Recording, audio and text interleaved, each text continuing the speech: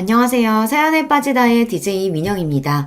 오늘도 두 가지 사연 준비되어 있어요. 끝까지 함께 해주실 거죠? 그럼 구독과 좋아요 버튼 꼭 눌러주시고 오늘의 사연도 함께 시작해 볼게요. 안녕하세요. 저는 올해로 결혼 8년 차에 접어든 유부녀입니다. 연년생인 남매를 두고 있어요.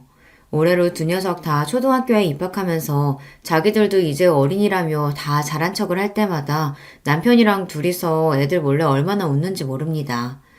이제 초등학생이 되었으니 신경 써줘야 할 것들이 이래저래 늘기는 했지만 그래도 집에 있는 내내 녀석들 뒤치다꺼리를 했던 시절을 생각하면 요즘은 오히려 짜투리 시간이 늘어났어요. 학교 마치고 잠깐 들어온 아이들 간식 챙겨주기 무섭게 다시 학원을 가거든요. 솔직히 좀 편해지긴 했어도 점점 엄마 손을 벗어나는 것 같아 아쉽긴 해요.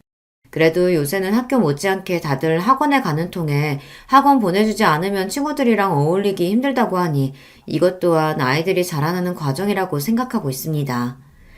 결혼해서 생긴 가족이 이 두 녀석뿐만은 아니죠.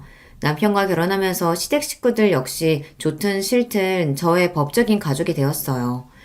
시댁 식구들 중에서도 유난히 제 마음이 쓰이게 하는 사람은 제 시어머니입니다.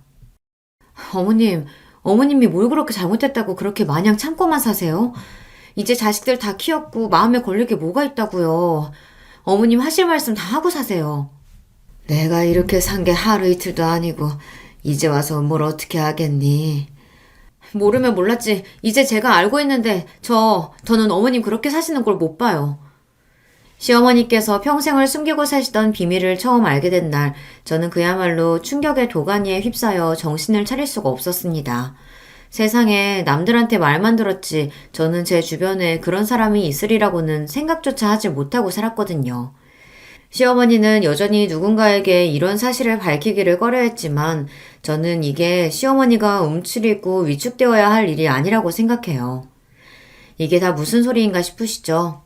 평소에 이 채널에서 삶의 지혜를 많이 보여주신 여러분들이시니 저와 저희 어머니의 사연을 한번 들어보시고 제가 제대로 대처한 게 맞는지 한번 봐주세요. 저랑 남편은 연애를 그렇게 길게 한 편이 아니에요. 직장 다니다 아는 분 소개로 처음 만나 둘 다 처음부터 호감을 가지는 바람에 만난 지 얼마 되지 않아 결혼을 했거든요. 둘 다 이미 사회인으로서 직장 생활을 하고 있었고 어느 정도 기반도 잡아가고 있던 차였던 터라 결혼을 결심하기가 더 수월했던 것 같아요. 특히나 저 같은 경우는 부모님이 워낙 사이가 좋으시거든요. 가정 환경이 이래서 그런가 저 역시 자연스럽게 좋은 사람 나타나면 결혼하는 걸 당연하게 생각하기도 했어요. 미연이 너야 워낙 어릴 때부터 결혼을 자연스럽게 생각했으니 그렇다 쳐도 상대방 가정 환경을 잘 고려해야 돼. 아무리 당사자가 가장 중요하다고 해도 사람은 자기 자란 환경 무시 못하는 법이다. 그래, 네 아버지 하시는 말씀 잘 새겨들어. 너는 성격이 긍정적이어서 그런지 사람을 너무 좋게만 보려는 경향이 있어 걱정이야. 아이 참, 엄마 아빠는 내가 무슨 바본 줄 알아. 친정 부모님 앞에서 큰 소리를 떵떵 치기는 했으나 솔직히 속으로 집안보다 내가 상대가 좋으면 그만이지 생각하고 있었기에 좀 뜨끔했습니다. 그때는 저도 젊었잖아요. 사랑 하나만으로 온갖 세상 역경 다 헤쳐나갈 수 있다고 믿는, 좋게 말하면 낭만적이고 있는 그대로 말하자면 다소 철이 없었죠. 남편과 결혼까지 생각하고 있었음에도 불구하고 남편의 가족들에 대해서는 아직 큰 관심이 없었습니다. 물론 가정사에 뭔가 문제가 있었다면 저도 그렇게 쉽게 넘어가지만은 못했겠지만 남편 성격이 워낙 수더분하다 보니 집안에 큰 우환이 있을 거라고는 생각하기 어렵기도 했고요. 그러고 보면 원옥 씨는 가족들 얘기는 잘 안 하는 것 같아. 나는 집에 무슨 일이 있었을 때마다 오만 얘기 다 하는 것 같은데. 하긴 내가 너무 가족 얘기를 많이 하는 편이긴 한가? 저는 가족들하고 워낙 사이가 돈독하다 보니 이런저런 소소한 일들이 제법 많거든요. 사람 만나서 얘기를 하다 보면 자연스럽게 가족들에 대한 얘기가 나오곤 합니다. 이런 저와는 달리 남편은 연애할 때도 본인 본가 식구들 얘기는 어지간해선 잘 안 하는 편이었어요. 저에 비해 말수가 많지 않은 편이라서 그렇기도 했겠습니다만 친정 부모님 얘기를 듣고 보니 정말 남편 가족에 대한 정보가 거의 없기는 하더라고요. 제 말에 남편이 좀 무안해하더니 말했습니다. 아니야, 생각해보니 서로 결혼 이야기가 오고 하는데 상대방 가족에 대해서 들은 얘기가 너무 없으니까 미연 씨처럼 생각할 수 있지. 일부러 그랬다기보다는 몰래도 누군가한테 가족 얘기를 그렇게 자세하게 해본 적은 없는 것 같아. 그렇다고 딱히 집에 문제가 있다거나 한 건 아니야. 우리 집엔 아들만 둘이잖아. 나나 동생이나 딱히 부모한테 살가운 편도 아니었고. 사춘기 이후로는 집에서 잘 때 빼곤 내도록 밖에서 친구들이랑 어울렸고, 대학 가면서 독립하고 나와서 사니까 아무래도 전보단 더 볼 일이 없어지기도 하고. 그래서 가족들하고 미연 씨네 집처럼 그렇게 어울릴 일이 잘 없어. 일부러 얘기를 안 했다기보다는 뭐 딱히 할 말이 별로 없었다는 게 더 맞겠네. 무안해하면서도 하는 말이 어느 정도 납득이 가더라고요. 저희 집안 분위기는 서로 스스럼 없이 참견하고 어울리는 게 당연했지만 집안 분위기야 각각의 가족마다 다를 테니까요. 저희가 이렇게 지내고 있긴 하지만 아들만 있는 집들 중에서는 남편네처럼 저렇게 별 이유 없이 서로 대면대면한 집도 꽤 있다고 듣기도 했고요. 그리고 그게 뭐 크게 잘못된 건 아니죠. 이왕이면 서로 잘 지내면 제일 좋기는 하지만 가족 구성원 중에 누군가가 크게 분란을 일으키거나 골칫거리가 아니라면 딱히 문제될 일이 아니라는 생각도 들었어요. 아니, 내가 뭐라고 그러려고 꺼낸 말이 아니라 그래도 이제 곧 가족 되신 분들인데 내가 그동안 너무 무심하게 군 건 아닌가 괜히 찔려서 물어본 거였어. 그럴 수도 있지. 우리 가족들이지만 유난스러운 데가 있는 건 나도 알아. 우리 집이 오히려 흔치 않은 걸 수도 있고. 아니야. 그렇게 생각한 적 없어. 사실 내심 부러웠던 적도 많아. 미연 씨는 부모님이 다정하시고 미연 씨도 형제자매 간 사이도 좋고 부모님께도 잘하잖아. 나 미연 씨 하는 거 보고 뜨끔했던 적도 많아. 미연 씨가 그만큼 가족들한테 잘하니까 이렇게 사이가 좋은 거겠지. 나는 그러질 못하니 집안 분위기가 다른 걸 테고. 그런 생각 드니까 미연 씨 보기 좀 민망하기도 하더라. 괜히 남편을 쑥스럽게 만든 건 아닌가 싶긴 했지만 그래도 남편 역시 느낀 바가 있었는지 그 후로는 조금씩이나마 가족들 이야기를 해주더라고요. 내 동생 현욱이는 저번에 밥 한 번 먹으면서 이미 봤고 만나는 사람은 있다는데 아직 사회초년생이라 당장 결혼 계획은 없는 것 같아. 그리고 요새 무슨 생각을 하고 사는지는 딱히 잘 모르겠네. 평소에도 서로 대화가 많은 편은 아니라서. 그래도 사이가 나쁘지는 않아. 같이 밥 먹으면서 직접 봤으니 사이가 나쁘지 않다는 말은 맞는 것 같았습니다. 요란스럽지는 않아도 저에게는 다정한 남편인데 이게 아내 대하는 거랑 형제 대하는 건 다른 모양인지 남편이나 시동생이나 서로에게 무덤덤한 편이더라고요. 만나기만 하면 서로 장난 걸고 스킨십하고 시끌벅적한 저나 제 동생들을 생각하면 담백하기 짝이 없는 형제간이었습니다. 부모님은 초등학교 앞에서 거의 30년 가까이 문구점을 하고 계시는데 사실 말이 문구점이지 애들이 왔다 갔다 하면서 필요한 소소한 물건들 파는 그런 곳이라 규모가 그렇게 크지 않아. 부모님께서 두 분 다 문구점을 하셨기 때문에 뭐 어렸을 적부터 나랑 동생은 집에서 둘이 있거나 아님 뭐 학원을 다니거나 그런 경우가 많았고 그래서 부모님이랑 집에서 살갑게 대화하거나 그럴 시간이 많이 없었어. 주연 씨랑은 가정환경이 좀 다른 편이지? 아무래도 어릴 적부터 부모님 두 분 다 일을 하신 것 같으면 부모님께서 항상 바쁘셨을 테니까 사이가 대면대면하다는 말이 조금 이해가 가기도 했어요. 덤덤하게 얘기하는 남편 말을 듣고 있자니 말은 저렇게 아무렇지 않은 것처럼 해도 한창 부모님 돌봄을 받아야 할 나이에 동생까지 챙겼어야 했으니 조금은 결핍이 있지 않을까 하는 생각도 들었습니다. 그래서 괜히 농담처럼 물었어요. 그래도 학교 다닐 때 학교 앞 문구점 아들, 딸들이 제일 부러웠었는데 갖고 싶은 물건도 많고 신기한 것도 많아서 친구들이 많이 부러워했을 것 같아. 그건 진짜 어릴 때나 그랬던 거고 어차피 다 팔아야 되는 물건인데 뭘. 철딱서니 없이 부모님 고생하는 거 뻔히 하는데 그런 물건들 함부로 만지고 그럴 수는 없지. 그리고 말이 문구점이지 요새는 학교 차원에서 애들 필요한 물품들 다 단체 주문하거나 해서 준비하는 경우가 많거든. 뭐 학용품을 사러 온다기보다는 애들 장난감 비스무리한 것들이나 아니면 간단한 간식류들 파는 게 수입의 대부분이야. 아, 간식이면 과자나 음료수 뭐 그런 걸 가져다 두고 파는 거야? 뭐 그런 간단한 것들도 있고 애들 좋아하는 떡볶이나 뭐 간단한 분식류 같은 것들도 같이 팔기도 하고. 그런 것까지? 그게 보통 손 많이 가는 게 아닐 텐데. 분식집처럼 본격적으로 하는 건 아니고 애들 간단하게 요기 삼을 컵볶이나 간단한 간식류 정도지 뭐.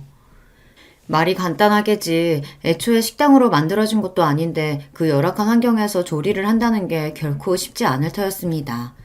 듣다 보니 남편도 본인 부모님이 얼마나 고생을 하시는지 체감을 잘 못하는 것 같이 들렸어요. 그러면 그런 음식들은 다 어머님이 하시고? 그렇지. 아버지는 본인 손으로 평생 라면 한 번 끓여 드시는 거를 본 적이 없는 분인걸. 남편 말에 석연치 않은 기분이 들었지만 가정마다 가풍이 다르니 그걸 가지고 제가 왈가왈부할 일은 아니라고 생각했어요. 무엇보다 남편은 자취를 오래 하면서 요리도 제법 잘하고 가정적인 면이 있는 사람이라 더더욱 문제 삼지 않았죠. 그렇게 시댁에 대한 이야기를 조금씩들 듣게 되었습니다. 얼마 지나지 않아 본격적으로 결혼 준비가 시작되면서 양가 부모님 상견례가 있었어요. 저희 부모님이야 워낙 사교적인 분들이셔서 상견례 분위기가 부드럽게 풀렸습니다. 시댁 쪽에서도 저희 결혼에 대해 딱히 불만이 있어 보이진 않았어요. 하하, 살다 보니 이렇게 참한 며느리 보는 날도 오고 자식 키우다 보니 이렇게 좋은 날도 오네요. 시아버지께서 호탕하게 껄껄 웃으시며 말씀하셨습니다. 어찌되었든 첫 만남에 저를 마음에 들어 해주시니 저도 기분이 나쁘지 않았어요. 시아버지 옆에 앉아 계시는 시어머니는 말없이 다소 경직된 미소만 지으실 뿐 옆에 앉은 남편 하는 말에 주로 고개를 끄덕이셨습니다. 말씀이 많지 않다는 첫인상을 받았어요. 그렇게 상견례 자리 내내 시어머니 목소리를 듣는 일은 거의 없었어요. 말씀은 주로 시아버지께서 다 하셨습니다. 상견례를 무사히 치른 후 긴장이 다소 풀려서 마음이 풀어졌어요. 남편과 그날 있었던 일을 두런두런 나누던 차에 제가 말했습니다. 아버님께서 참 호인이시더라. 서로 처음 만난 자리니까 어색할 법도 한데 말씀도 잘해주시고 나한테도 좋은 얘기만 해주셔서 내가 긴장이 많이 풀렸어. 당신이 이야기한 것보다 훨씬 다정하신 것 같은데? 그러자 남편이 대수롭지 않게 말했습니다. 아버지 원래 좀 그러셔. 집 밖에서나 처음 만난 사람한테는 쉽게 잘 다가가시고 말주변도 좋으시고 그런 편이야. 정작 나나 엄마한테는 평생 무뚝뚝한 분이긴 하지만. 저야 방금 듣고 본 것이 시아버지에 대해 아는 전부이니 아까 그렇게 활짝 웃으며 말씀하시던 분께서 그렇게 무뚝뚝한 분이시라는 게 상상이 잘 가지 않았습니다. 남편한테 그런 이야기를 듣고 보니 옆에서 내내 말씀이 없으시던 시어머니가 조금 신경이 쓰이더라고요. 그럼 어머니께서는 평소에도 말수가 저렇게 적은 편이셔? 어머니는 좀 그런 편이시긴 해. 우리 키우면서도 큰 소리 한 번을 내신 적이 없으니까. 당신이랑 현욱 씨가 엄청 효자였나 보네. 아무리 말 잘 듣는 애들이라고 해도 어머니가 집에서 소리 한 번 지르지 않고 키우기는 쉽지 않으셨을 텐데. 왜 그런 말도 있잖아. 아들 있는 집 엄마는 아무리 성격이 소녀 같아도 호랑이 엄마가 된다고. 나나 동생이 말을 잘 듣는 편이긴 했어도 엄마가 항상 우리한테 말을 조심하시긴 했지. 우리 무던한 성격은 아무래도 엄마 쪽에서 온 게 아닌가 싶어. 얘기를 듣다 보니 시어머니가 더 궁금해지더라고요.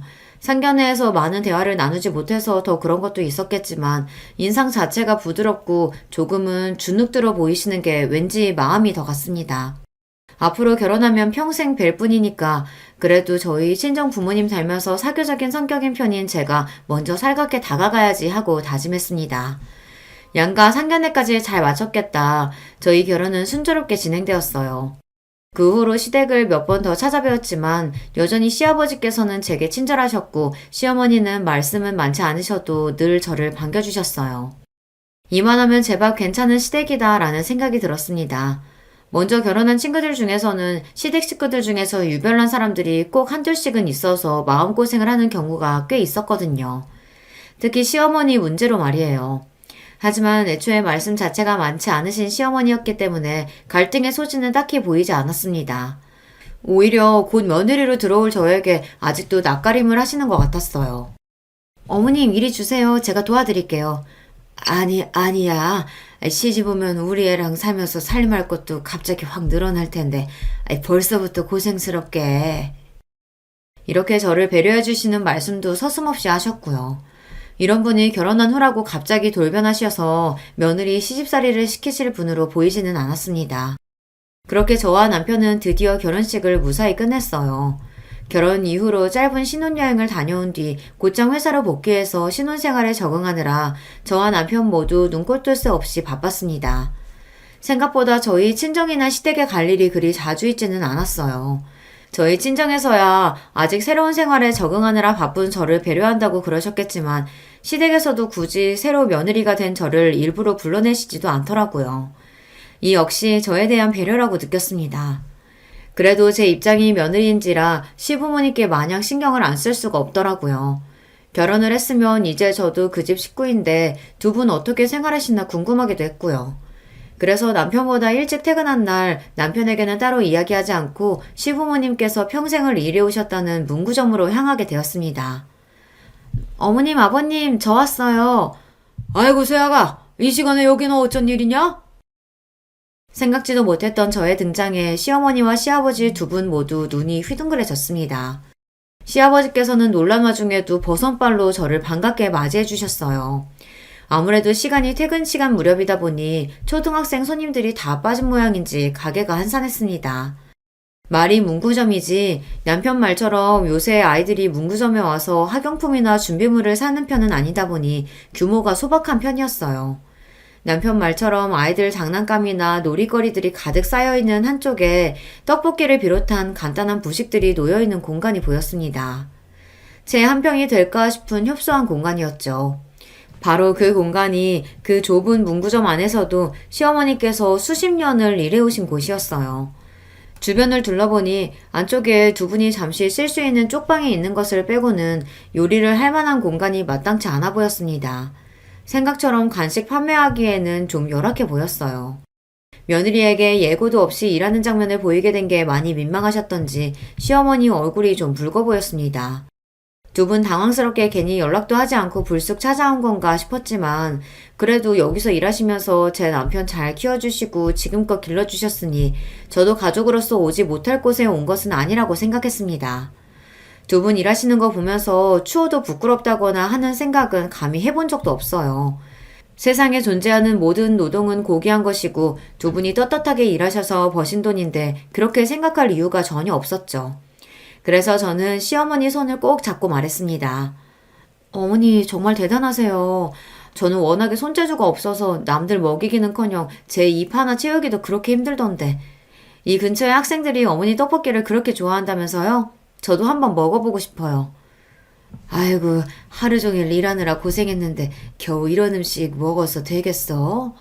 이런 음식이라뇨. 저 떡볶이 진짜 좋아해요. 일하는 곳에 처음 찾아온 며느리에게 소박한 음식을 내놓자니 미안하며 어쩔 줄을 모르시면서도 슬그머니 시어머니 표정이 풀어지는 게 보였습니다. 제가 시어머니께 관심을 보이고 옆에 붙어있자 반갑게 맞이하시던 시아버지도 금세 제게 관심을 거두시곤 정리하시던 문구류들을 다시 만지기 시작하셨어요. 아버님도 와서 같이 드세요.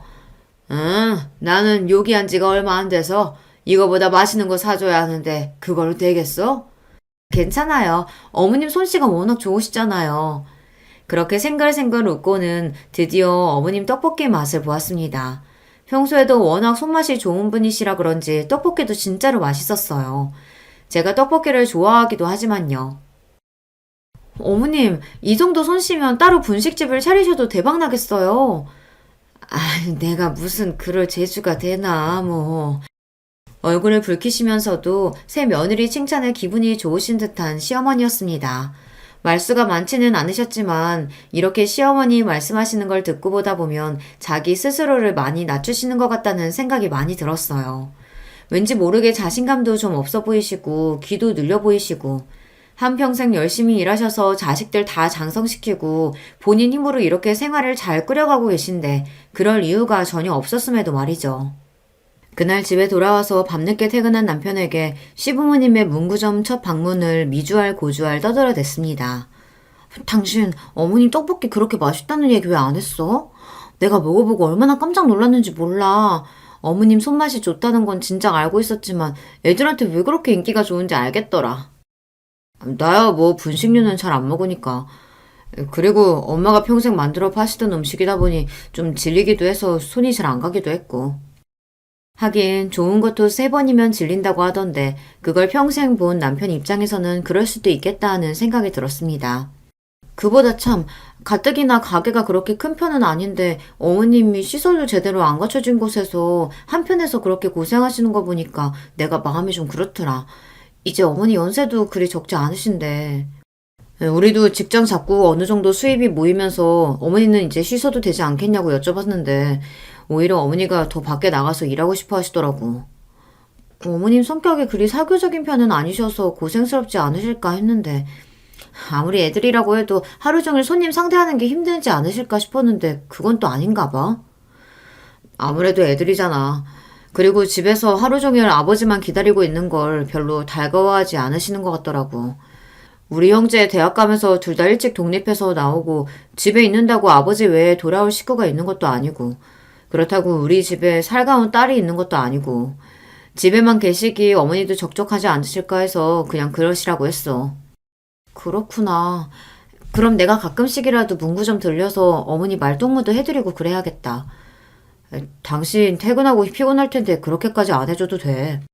걱정하지 마. 무리해서 그러지는 않을 테니까. 나도 어머님이랑 잘 지내보고 싶어서 그래. 제 말에 남편이 더 말을 보태지는 않았지만 그래도 자기 어머님하고 친해지고 싶다고 하는데 굳이 말리지는 않더라고요. 그렇게 퇴근하고 짬날 때마다 제 체력에 무리가 가지 않는 선에서 시부모님 문구점을 방문하는 일이 잦아지게 되었습니다. 처음에는 하루 종일 일한 사람 수고스럽다며 오지 말라고 손사래를 치던 시아버지께서도 그런 제가 좀 익숙해지셨는지 슬슬 덤덤하게 맞이해 주시기 시작했습니다. 평소 식구들에게 무뚝뚝하다는 남편 말이 틀린 건 아니었는지 오히려 자주 보고 익숙해지자 처음에 살갑게 대해주시던 모습보다 다소 심드렁해지신 시아버지셨어요. 반면 시어머니께서는 조금 달랐습니다.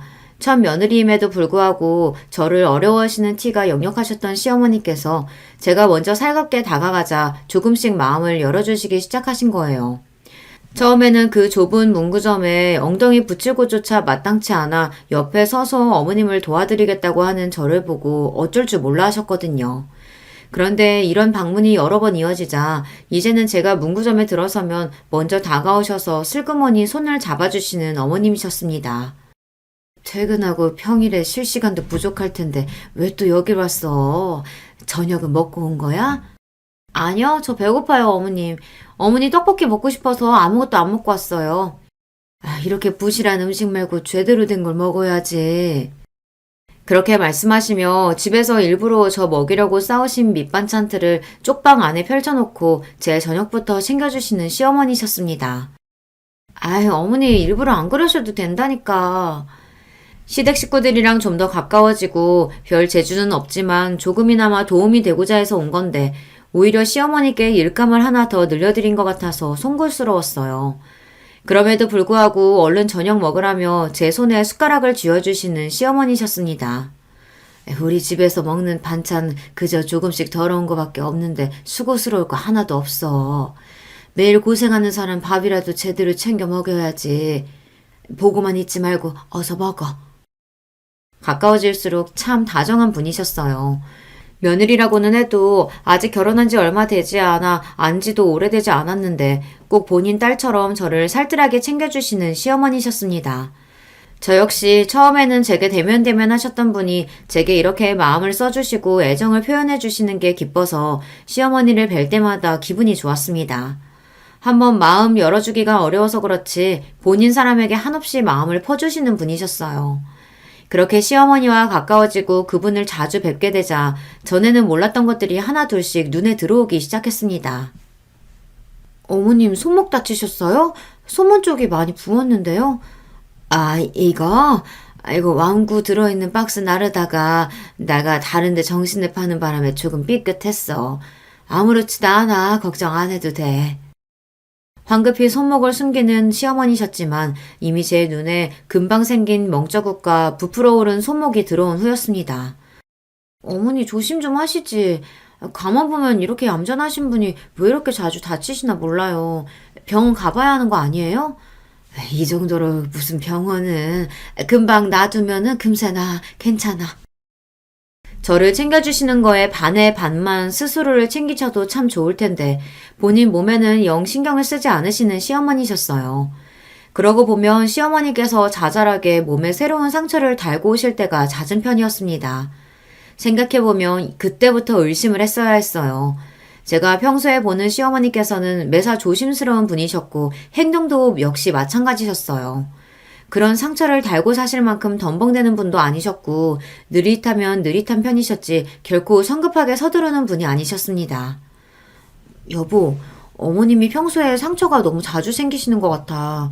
아무래도 연세가 있으셔서 문구점 일하시는 게 고생스러워서 그런가? 공간도 좁은데 이리저리 왔다 갔다 할 일이 많으면 아무래도 부딪히기도 쉽잖아. 근데 엄마는 우리 어렸을 때도 좀 자주 다치시는 편이긴 하셨어. 그렇다고 크게 다치신 적은 없지만 자잘한 상처는 항상 달고 사셨던 것 같아. 어릴 때부터 그랬다고? 아무래도 가게 안이 좋다고 뛰어다니는 애들도 제법 있고 물건 채워나를 일도 많고 하다 보니까 그렇겠지. 대수롭지 않게 말하는 남편이었습니다. 제가 너무 예민하게 생각하는 건가 싶어질 지경이었어요. 하지만 생각해보면 이상한 건 그뿐만이 아니었습니다. 그렇게 다치는 빈도수가 잦은 시어머니셨는데 생각해보면 제 앞에서 다치신 적은 한 번도 없었거든요. 그런 분이 제가 없을 때라고 다치실 만한 일이 그렇게 잦을까 조금 이상하게 생각되었어요. 하지만 제가 주로 방문하는 시간이 퇴근 시간 이후다 보니 손님이 많이 빠져있을 시간대이긴 했어요. 그래서 그런가 손님이 많은 시간대에 일하시는 걸 못 봤으니 내가 괜한 생각을 하는 건가 싶었습니다. 그날도 퇴근 후에 시부모님 문구점을 찾았다가 손님이 많이 빠진 시간이라 시어머니와 도란도란 이야기를 주고받고 있었습니다. 그 전 주말에 무슨 일을 했는지 이야기를 나누다가 우연치 않게 찜질방 이야기가 나왔어요. 저나 저희 친정어머니나 찜질방에 자주 가는 편이거든요. 주중에 쌓였던 피로를 찜질방에서 몸 지지면서 풀어내는 게 저희 모녀의 큰 낙이기도 했습니다. 나는 아들만 둘 있어서 그런가. 그런 데는 생전 가보지를 못했어. 진짜요? 찜질방 유행한 지가 벌써 얼마나 됐는데. 그럼 다음에 저랑 같이 가요, 어머님. 제가 반색하면서 이야기하자 갑자기 시어머니 얼굴에 당황한 낯이 떠올랐습니다. 아니 다 늙어서 이제 와서 무슨 매일 집에서 목욕하는 걸 뭐 신경 쓰지 마라. 시어머니 말씀이 그렇게 빨라진 적이 없었어요. 손사래까지 치면서 땀을 뻘뻘 흘리시며 제 제안을 거절하시는 걸 보니 조금 무안해졌습니다. 요즘 좀 친해졌다고 생각해서 내가 너무 오버를 한 건가 싶기도 했어요. 지금에 와서 돌이켜보면 그렇게 말씀하시는 시어머니 심정이 어떠셨을지 싶어 마음이 아픕니다. 어머님, 아버님, 저 왔어요. 아니, 네가 이 시간에 웬일이야? 그날은 외근을 나갔다가 생각지도 못하게 조기 퇴근을 하게 되었어요. 돌이켜 생각해보니 이 시간대에는 시부모님 문구점을 방문한 적이 한 번도 없었던 것 같습니다. 시간이 딱 아이들 학교 시간이랑 겹쳐서 손님이 가장 많은 시간대였어요.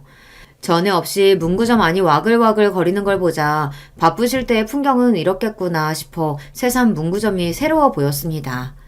괜히 안쪽에 다 큰 성인 여자인 저까지 들어가면 더 번잡스러울까봐 입구 쪽에 조금 비켜서서 시부모님 일하시는 것을 지켜보게 되었어요. 조그만 장난감들 여러 개를 놓고 어느 걸 고를까 눈을 빛내는 아이들도 있었고 친구 따라 와르르 몰려와서 신이 난 아이들로 가게는 인산인해를 이뤘습니다. 시아버지께서는 그런 아이들에게 환한 미소로 화답하시며 신나게 말을 거셨어요. 아이고 요놈, 전부터 그걸 그렇게 갖고 싶어 하더니 결국 오늘 사갖고 가는구나? 말씀하시는 게 꼭 본인 손자한테 하시는 것 같았습니다. 저 처음 상견례에서 배웠을 때 반겨주시던 그 모습 그대로였습니다. 집안에서보다 밖에서 더 살가운 분이라는 남편 말도 다시금 떠올랐고요. 어쨌든 문구점에서 일을 하시는 게 시아버지 적성에 맞아 보였어요. 생각 외였던 거는 시어머니의 모습이었습니다. 막 학교 끝나고 들어온 아이들이니 얼마나 배고플 때예요. 시어머니가 갓 끓여낸 떡볶이 한 컵 받겠다고 주변에 바글바글 모여있는 아이들을 보면서도 시어머니 얼굴은 싫은 기색 하나 볼 수 없었습니다. 혹시 아이들 다치기라도 할까봐 떡볶이가 너무 뜨거우면 옆에 있던 부채를 살살 붙여서 조심스레 건네주기도 하셨고요. 아직 철없는 아이들이니 상대하기가 쉽지 않으셨을 텐데도 열심히 후후 떡볶이를 불어 시키며 입안에 쏙 넣기 바쁜 아이들을 바라보는 시어머니 얼굴은 보람차 보였습니다. 말은 그렇게 하지 않으셨어도 시어머니도 이 일을 좋아하신다는 생각이 들었어요. 그런 시부모님 모습을 지켜보면서 괜히 자식들이 부모님 고생하신다는 핑계로 부모님 삶의 터전을 너무 쉽게 빼앗으려는 건 아닌지 그런 반성도 들었습니다. 왜 그런 말들 많이 하잖아요. 은퇴하시고 나면 부모님들이 갑자기 확 늦는다는 거요. 사람이 본인에게 주어진 역할이 있고 하는 일이 있을수록 더 활기차고 생기있게 살 수 있는 법이잖아요. 부모님께 마냥 쉬시라고 하는 것이 능사가 아니라는 생각을 그날 제대로 하게 되었습니다. 어머님, 기분 정말 좋아 보이세요. 어머님이 아이들을 이렇게 좋아하시는지 몰랐어요. 애들도 애들이지만 여기서 일을 하다 보면 내가 쓰임이 있다는 게 참 좋아. 나같이 보잘것없는 사람도 기다려주는 애들도 다 있고.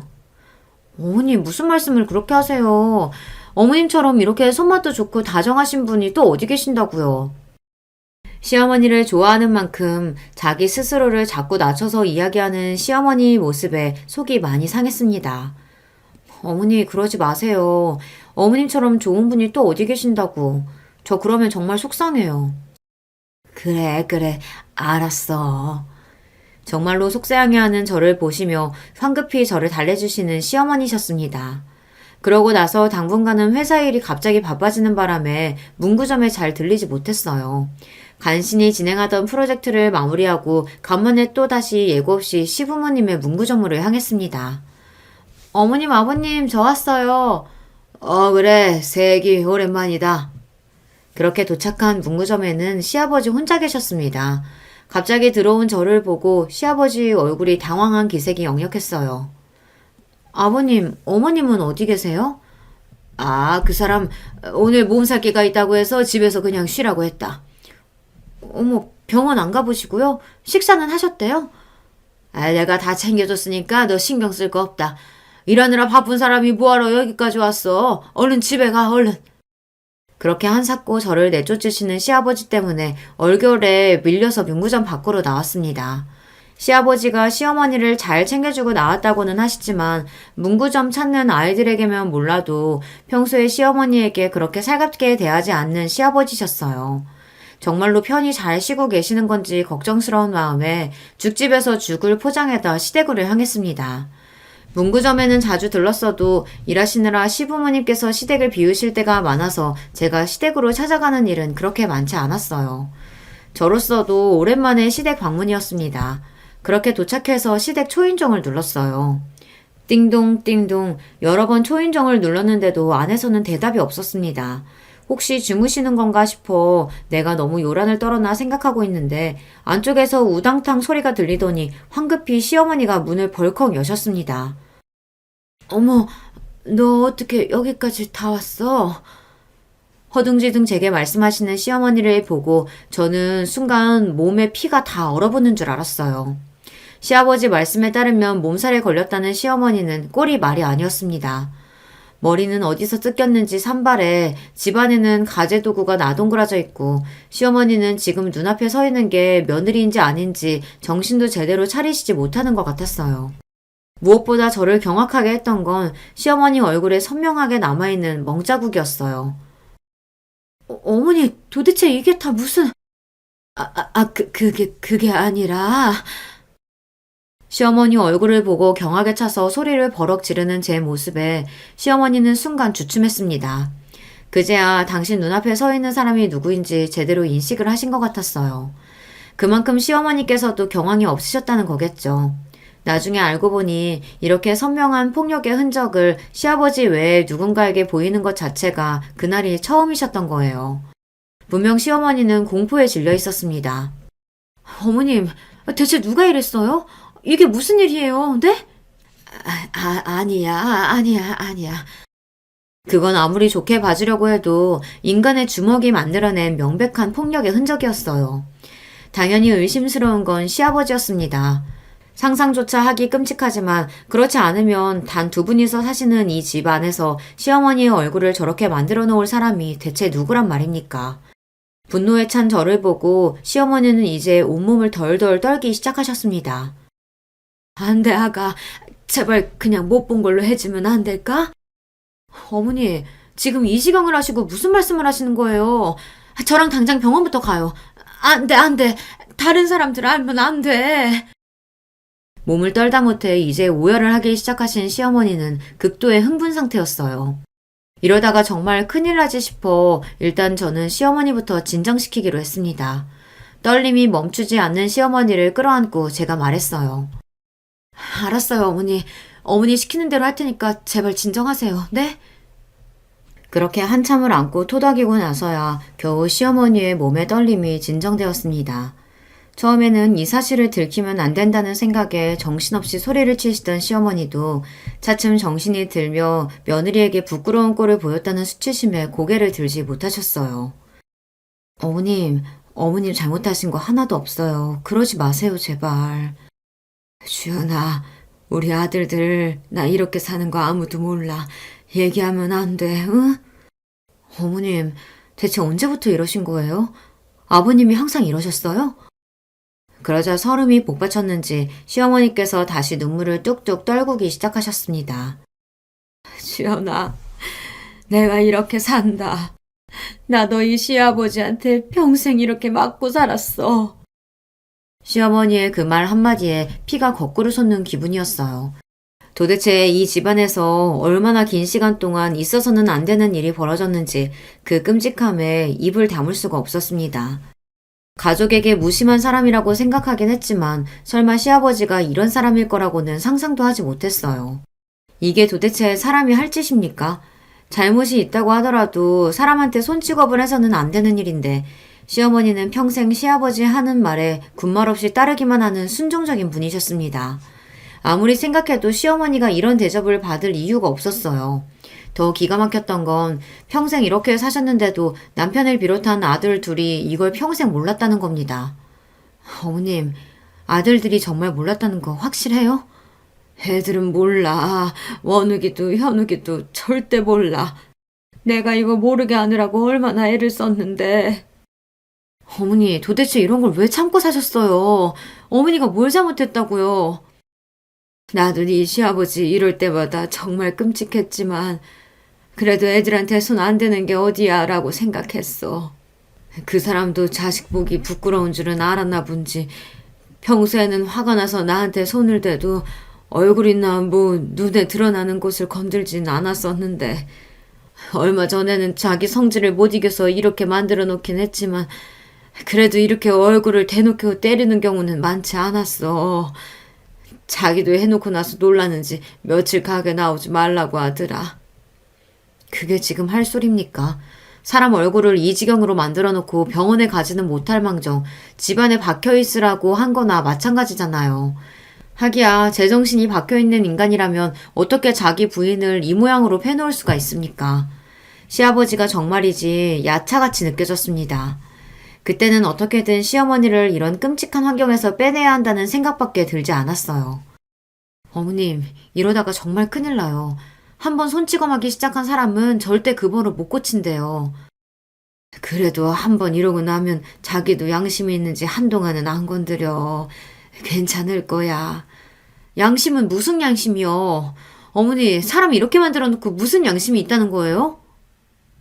흥분해서 화를 주체하지 못하는 저를 도리어 어머니께서 달래시는 판국이었습니다. 어머니 정말 이대로 사실 거예요? 어머니가 괜찮으실진 몰라도 저는 어머니 이렇게 사시는 거 절대 못 보겠어요. 그러고는 그 자리에 주저앉아 펑펑 울기 시작했어요. 처음에는 우는 저를 보고 어쩔 줄을 몰라 하시던 시어머니께서도 이내 제 옆에 주저앉아 엉엉 울음을 쏟아내기 시작하셨습니다. 마치 그간의 서름을 다 쏟아내려는 듯 말입니다. 그리고 정말이지 칼을 가는 한 달여의 시간이 지났습니다. 그동안 일부러라도 문구점을 찾아가거나 하는 등의 혜연아 시아버지 마주칠 만한 짓을 하지 않았어요. 만반의 준비를 마치기 전까지 발톱을 숨기고 때를 기다렸죠. 마침내 결전의 그날 마치 사람 하나를 때려 죽이기라도 할 듯 노기등등한 기세로 시아버지가 저희 집으로 쳐들어왔습니다. 목표는 저희가 아니라 시어머니였어요. 이 에페나가 정말 미쳤나? 다 늙어서 이유는 무슨 이유냐? 자식들 앞에서 추태 부리지 말고 당장 나오지 못해? 제 손을 꼭 잡은 시어머니의 손이 사시나무 떨리듯 떨리기 시작했습니다. 저는 불어 시어머니 손을 더욱 힘을 주어 잡았습니다. 당장이라도 시어머니께 달려들 듯한 시아버지 앞을 남편이 막아섰어요. 지금 추태는 누가 부리고 있는데 그동안 자식들 모르게 내 어머니한테 손 찍어매놓고 어떻게 뻔뻔하게 여기까지 쳐들어올 생각을 합니까? 아버지가 그러고도 사람입니까? 분노에 차 사자어를 지르는 남편을 보고 시아버지는 주춤했습니다. 당신이 제 마누라 손찌검한 사실을 아들이 알고 있었다는 것에도 놀란 것 같지만 이제는 장성해서 자기보다 머리 하나는 더 큰 아들 기세에 눌린 거였죠. 폭력이라는 게 결국 저런 겁니다. 자기보다 약한 사람 내리찍는 사람은 그보다 더 물리적으로 우세한 사람에게 주눅들기 마련이죠. 아무리 자식이라도 시아버지가 남편 힘을 이길 수 있을 리가 만무했으니까요. 결국 시어머니께 그리 절대자처럼 군림하던 시아버지도 저리 별것 없는 인간이었다 그 말입니다. 너 지금 무슨 말도 안 되는 소리라는 거야? 설마 정신 나간 네 어미가 하는 말 믿는 건 아니지? 정신 나간 건 내가 아니라 당신이야. 그 긴 세월 자기 부인을 이렇게 학대해놓고 그게 미친 짓이 아니면 뭐야? 나 더는 당신같이 끔찍한 인간이랑은 못 살겠어. 이게 진짜? 자식들이 앞에 있는데도 성질을 못 이기고 손을 올리는 시아버지 앞을 저희 부부가 막아섰습니다. 진짜 미쳤어요? 이러고도 내 엄마한테 정신 나갔다는 소리를 해? 두 번 다시 어머님 앞에서 손 올릴 생각하지 마세요. 경찰에 신고할 거예요. 그러고는 바닥에 그간 모았던 증거 자료를 촥 뿌렸습니다. 그걸 본 시아버지 얼굴이 새파랗게 질렸습니다. 수십 년간 당신이 제 아내 몸에 남긴 폭력의 흔적들이 고스란히 담긴 사진들이었으니 그럴만도 했죠. 저 끔찍한 시압이라는 작자가 빠져나갈 구멍이라고는 바늘 들어갈 자리조차 없었습니다. 나 그저 내 자식들 상처받지 않고 자라게 해야 한다는 생각에 당신 끔찍한 손찌검 지금껏 참고 또 참고 살아왔어. 내 자식들 정말 상처 주지 않으려면 내가 스스로를 지켜야 하는데 당신한테 억눌려 살면서 내가 나 스스로를 가장 함부로 대하며 살았어. 나 이제 더는 그렇게 안 살아. 당신은 당신이 지은 죄값 치르면서 혼자 쓸쓸하게 살아. 여전히 자신에게 폭력을 행사한 남편에게 겁에 질려 있으면서도 덜덜 떠는 목소리로 한 맺힌 지난 세월을 당당하게 소리치는 시어머니였습니다. 접은 성정에 저런 말씀을 하시기까지 얼마나 많은 상처를 입으셨을까 생각하니 곁에 서 있는 저도 남편도 눈물을 참을 수가 없었어요. 행여나 엄마 앞에 나타나서 더러운 짓거리 할 생각 말아요. 나나 현욱이나 더는 당신 손에 엄마 두지 않을 테니까. 내 엄마한테 손댄 거 안 순간부터 우리 형제한테 아버지는 없습니다. 다신 우리 앞에 나타나지 말아요.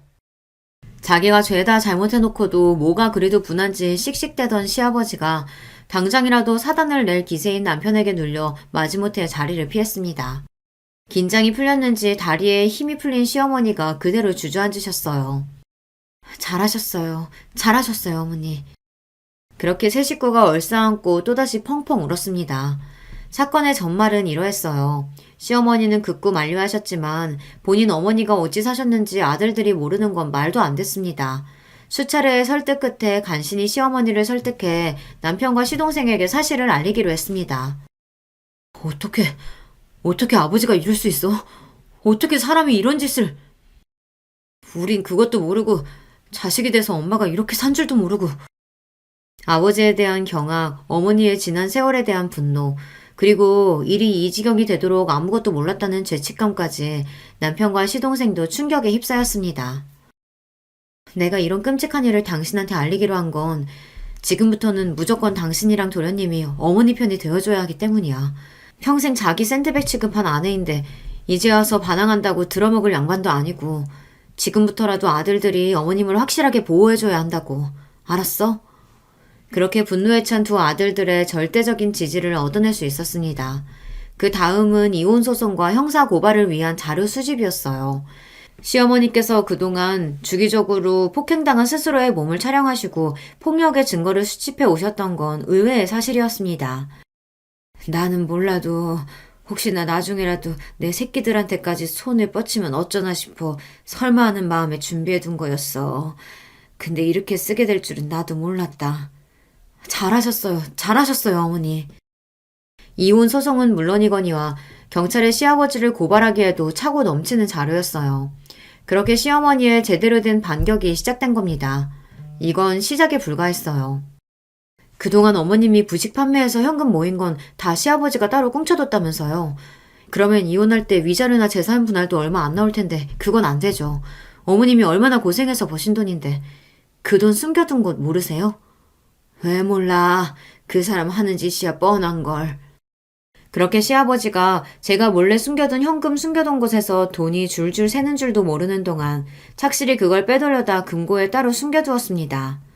와, 저는 은행 안 가는 사람 있다는 말만 들었지 현금을 그렇게나 숨겨둔 사람은 또 처음 봤네요. 애초에 세금 몇 푼 안 내보겠다고 숨겨둔 돈이니 어디 신고도 못할 테고 고스란히 시어머니 새 출발 자금이 될 돈이었습니다. 이혼에 형사처벌에 위자료에 합의금 뜯긴 것도 모자라 하이라이트로 시아버지 인생의 믿는 구석이었던 현금까지 죄다 털린 걸 알고 또 한 번 저희 집을 찾아와 시어머니 앞에서 난동을 부린 시아버지였으나 분노에 눈이 뒤집힌 형제에게 차례로 패대기를 쳐진 이후로는 아들들 무서워서 차마 저희 집에 접근하지 못했습니다. 어디 그뿐입니까? 무려 애들을 상대로 장사하면서 아내한테 손찌검을 해 이혼당했다는 소문이 쫙 퍼지자 문구점에 손님이 뚝 끊겼습니다. 제정신 박힌 부모라면 혹여서 틀리면 내 자식한테까지 손 올릴지 모를 막대먹은 사장놈이 있는 가게에 애들을 보내겠습니까?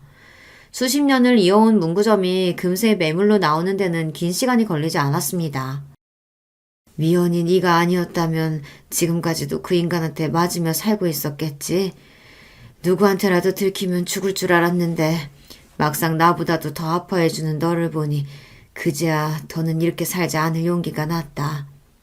나는 네가 살려준 거야, 미연아. 한동안 정신관 치료도 받으시고 시어머니 역시 고생이 많으셨으나 서서히 지금은 회복하시며 진정한 본인의 삶을 살고 계세요. 요즘에는 또래들 동호회 활동도 조금씩 참석하시는 등 점점 밝아지시는 시어머니 모습에 뿌듯한 기분입니다. 고생하신 세월이 길었던 만큼 앞으로의 여생은 그저 행복만 가득하셨으면 해요. 오늘 제 여기는 여기까지입니다. 부디 저희 어머님 행복하시기 함께 기원해 주시면 더없이 기쁠 거예요. 들어주신 여러분 모두 좋은 하루 되시길 바랍니다. 안녕하세요. 저는 70이 넘은 노인입니다. 몇 년 전 제가 겪었던 무척 슬픈 사연이 있어서 한번 털어놓고 싶어 사연을 보내봅니다. 저는 젊은 시절 상당히 고생을 많이 하며 살았습니다. 굉장히 가난한 어린 시절을 보냈죠. 전쟁의 기억이 명확하게 있는 나이는 아닙니다만 저희 부모님은 전쟁으로 인해서 큰 타격을 입었습니다. 원래 시골에서 평범하게 농사 지으며 먹고 사는 데는 문제가 없는 가정이었지만 전쟁으로 인해 농토가 전부 폭격되고 나서는 아무것도 남지 않았다고 해요. 피난을 갔다가 돌아온 고향에는 정말 말 그대로 쑥대밭이 된 동네밖에 남은 것이 없어서 동네 사람들도 전부들 돌아왔다가도 발길을 돌려 서울로 향했다고 합니다. 저희 부모님 역시 마찬가지였고요. 그랬던 사정은 이해합니다. 그래도 서울에는 일자리가 있었고 설사 빌어먹더라도 사람과 돈이 있는 곳에 가서 빌어먹어야 할 테니까요. 그래서 부모님은 아무것도 없는 빈주먹으로 서울로 무작정 향해 오셨고 그 길에 아직 어렸던 저희 형제가 동행했습니다. 당시 아주 어려서 아예 기억도 없는 저와 저희 언니 그리고 저희 동생이 있었죠. 3자매 중에 제가 둘째였답니다. 저희 언니는 전쟁에 대한 기억이 희미하게 남아있는 나이여서 여태까지도 그 시절의 일을 기억하면서 몸서리를 칠 때가 많이 있죠. 동생은 그때 아예 갓난아기였고요. 부모님은 서울로 올라온 이후 많이 힘든 생활을 하셨습니다. 아마 지금 분들은 이해 못하실 수도 있는데요. 당시에는 불량식품을 만드는 일도 동네 가난한 집에서 일을 받아서 하고는 했었습니다.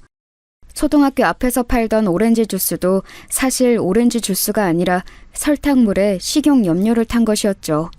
빨간 다라이에 지하수를 들이붓고 거기다가 식용 염료를 타던 것이 기억나네요. 사실 설탕도 아니고 뉴슈가라고 당시에 비쌌던 설탕 대신 상대적으로 좀 저렴한 것을 이용하기도 했습니다. 뉴슈가는 씁쓸한 맛이 살짝 감도는 설탕 같은 감미료였죠. 거의 무너져가는 슬레이트 지붕 집 마당에 앉아서 빨간 다라이에다가 그렇게 불량식품인 오렌지 주스를 만들어서 초등학교 앞에서 장사하는 상인한테 넘겨주는 것이 저희 부모님의 일이었습니다. 사실 몸에 절대 좋을 리야 없는 음료였죠.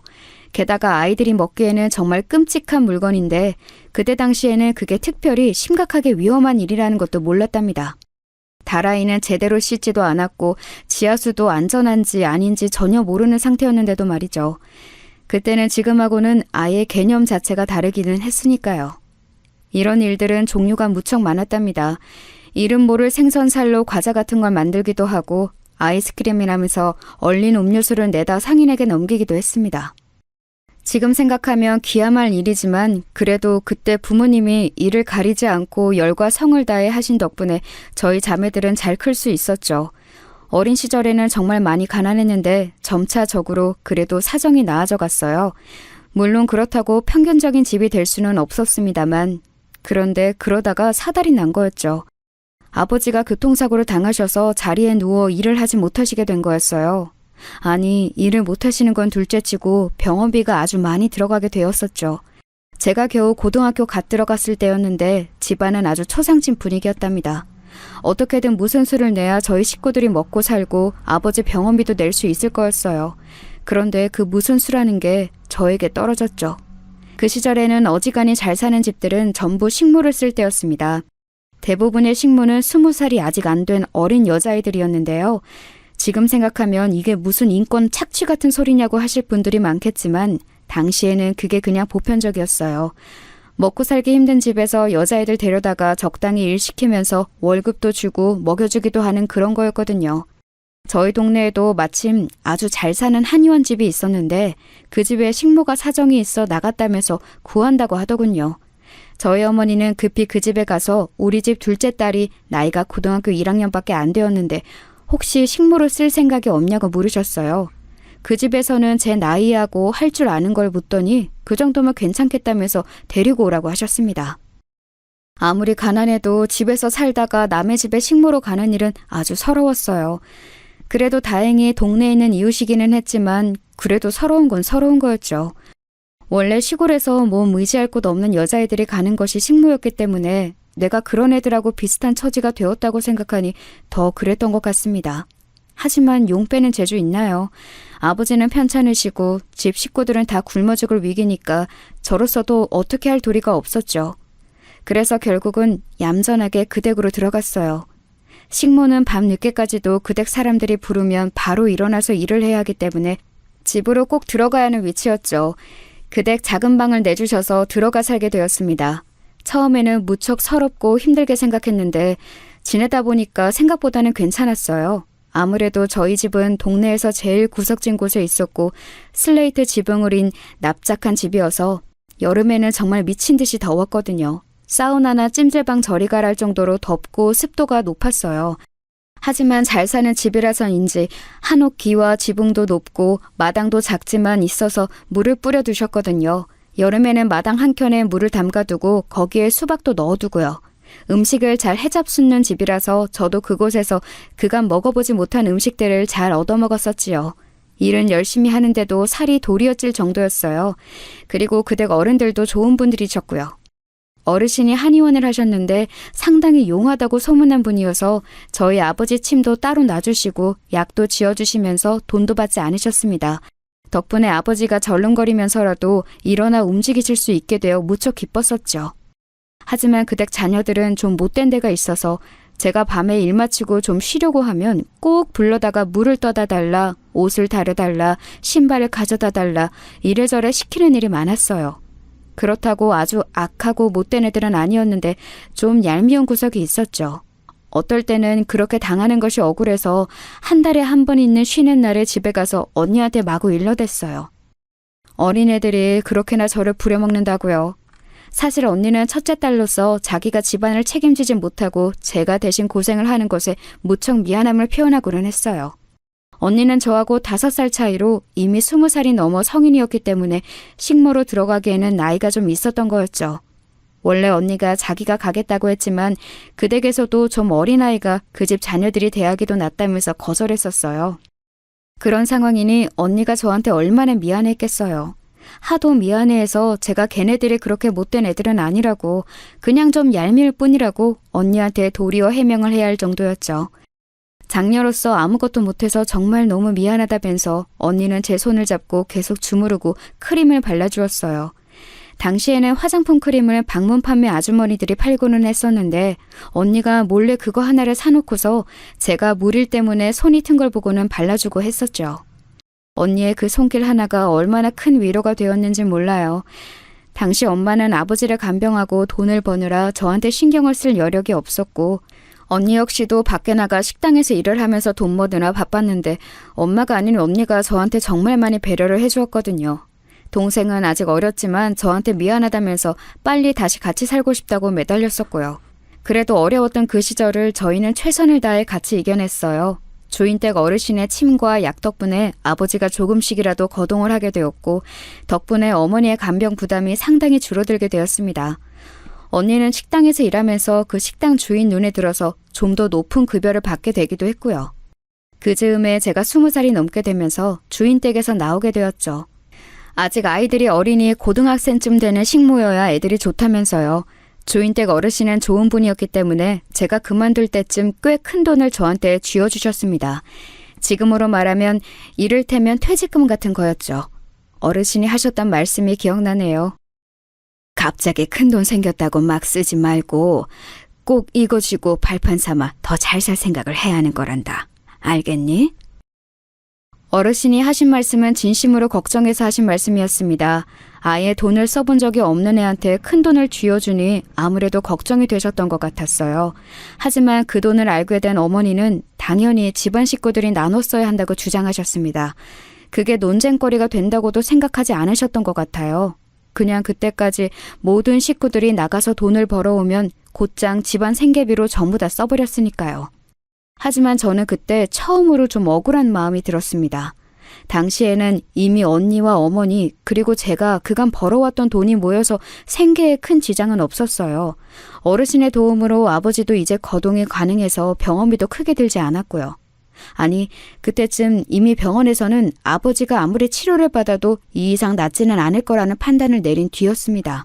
그러니 사실 집안에 반드시 필수적으로 들어가야 할 큰 돈은 없는 셈이나 마찬가지였는데 제 돈을 가져다가 막무가내로 써버리시려고 하니 저는 억울했던 거죠. 어머니는 그 돈으로 조금 나은 집으로 이사를 갈 거라고 꿈에 부풀어 있었습니다. 집도 옮기고 옷도 사고 화장품도 사서 어머니 자신을 좀 꾸미고 싶다고요. 사실 평생 고생만 하며 일을 해온 어머니 입장에서 못할 생각도 아니긴 했습니다만 아직 어렸던 저는 그게 너무 싫었어요. 저는 어머니한테 이 돈 못 내드린다고 대들었습니다. 어머니는 큰 충격을 받으셨죠. 여태까지 장녀와 차녀와 어머니가 힘을 합해 어려운 집안을 잘 이끌어오고 있다고 생각했는데 이제 성인이 된 차녀가 갑자기 돈 내놓기 싫다고 대든 것이나 다름없었으니까요. 지금 생각하면 어머니가 당시 얼마나 충격적이셨을까 이해되는 면도 있어요. 하지만 당시에는 정말 그 돈을 드릴 수가 없었죠. 내가 어떻게 그 집에서 식모 노릇을 하며 갖게 된 돈인데 그 집 어르신이 나한테 쥐어주신 돈인데 왜 집의 가족들이 이걸 쓰려 하는지 이해할 수가 없었어요. 아니, 이해는 할 수 있었지만 용납이 되지 않았던 거였죠. 어머니는 불같이 화를 내셨지만 저를 도와줬던 것은 바로 언니였습니다. 언니는 어머니가 화를 내시는 동안 묵묵히 그 앞에서 제 편을 들어주면서 막아주었고 기어코 아버지까지 나서서 제게서 돈을 빼앗으려 하니 집을 나가라며 등을 떠밀어 주었어요. 언니는 식당에서 일하며 돈을 상당히 잘 벌어오고 있어서 이제 가족은 내가 책임질 테니 걱정하지 말라면서 너는 이제 떠나서 네 살 길 찾으라고 말해주었죠. 그 말이 얼마나 고맙던지요. 지금 생각하면 겨우 20대 중반이었던 어린 언니가 어떻게 동생한테 그런 아량을 베풀어 줄 수 있었던 것인지 알 수 없어요. 저는 언니의 말을 듣고 곧 집을 나와서 미리 소개를 받아두었던 봉제 공장으로 들어갔습니다. 식모살이를 했던 댁에서 이제 돈 벌 곳이 없다면 이곳으로 가라면서 소개를 해주셨던 곳이었죠. 여러모로 고마운 댁이었어요. 그리고 그곳에서 남편을 만나 결혼했습니다. 일한 지 3년 만에 23 꽃다운 나이에 웨딩드레스를 입었죠. 남편은 봉제 공장과 거래하는 소매점의 사장으로 저와 나이 차이는 좀 있었지만 무척 다정하고 좋은 사람이었습니다. 다혈질이었던 저희 친정아버지하고는 완전히 다르게 온화하면서도 섬세한 사람이기도 했죠. 저는 결혼 후 그래도 친정에 가봐야겠다 싶어서 친정으로 향했습니다. 집 나간 딸이었지만 번듯한 사위를 데리고 왔으니 이제 부모님이 기뻐하시지 않을까 기대 반 설렘 반이었죠. 하지만 부모님의 반응은 제가 기대했던 것과는 완전히 달랐어요. 가족 버리고 남자 찾아 쫓아간 계집애라면서 부모님은 저를 아예 보려고도 하지 않으셨죠. 그때도 언니하고 동생만이 저와 남편을 만나서 인사를 해주었어요. 언니는 그때 자기 식당을 열었더군요. 작지만 나름대로 잘 되고 있다면서 이제 가족들 생계 걱정은 하지 말라고 그리고 앞으로도 계속 연락하면서 살자고 언니가 따스하게 말해주었습니다. 저는 정말 너무 고마웠어요. 언니가 있어서 그리고 동생이 있어서 비로소 제게 친정의 의미가 있다고 느껴졌죠. 언니의 식당 일이 바빠서 그 후로 자주 교류는 하진 못해도 전화 연락은 언제나 주고받으며 살았어요. 언니도 결혼을 하고 아이를 낳고 가정을 가지면서 만나는 일은 좀 줄었지만요. 슬프게도 동생은 사기를 당해 아무래도 삶이 힘들어지니 연락이 뜸해졌죠. 저도 아들 둘을 낳았어요. 제 시대만 해도 남아선호가 남아있던 시기라서 저는 두 자식이 모두 아들인 것이 그리 좋고 기뻤답니다. 미안하게도 언니는 하나 낳은 자식이 딸이라서 제대로 대놓고 자랑도 하진 못했어요. 하지만 언니는 제가 아들을 자랑스러워하는 것을 눈치챘는지 조금씩 저하고 이야기하기를 꺼려했습니다. 그래도 언제나 저에 대해서 신경 쓰고 있다는 사실만은 알게 해주어서 저도 연락을 조금 덜 하면서 많이 조심을 하려고 애썼죠. 아이들은 무럭무럭 자라났습니다. 아들 둘 기르면 엄마가 깡패가 된다는 말도 있잖아요. 저 역시 거기에서 별반 다르지는 않았습니다. 애들이 특별히 성미가 고약한 애들도 아니었지만 좀 욕심들이 많았어요.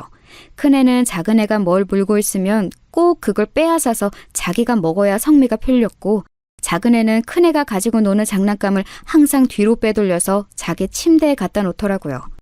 저도 남편도 욕심 없이 그저 평안한 성격들이라서 대체 이 애들이 누굴 닮아서 이런가 궁금할 지경이었어요. 저는 결혼하면서 봉제 공장을 그만두었지만 남편이 하는 옷가게가 나름대로 되긴 해서 먹고 사는 데는 지장이 없었죠. 그래도 두 아들이 욕심을 내면서 먹는 것, 입는 것, 쓰는 것 모두를 다 서로 질투하고 더 좋은 걸 사달라고 하니 살기가 빠듯할 지경이었습니다. 물론 애들이야 너무 예뻤죠. 욕심은 많아도 큰애는 듬직하고 선선한 면이 있었고, 작은애는 애교 많고 눈치 빠른 예쁜 점이 있었답니다. 내 속에서 난 같은 아들들이라도 이렇게 다르구나 싶어서 가끔 감동적일 정도였어요.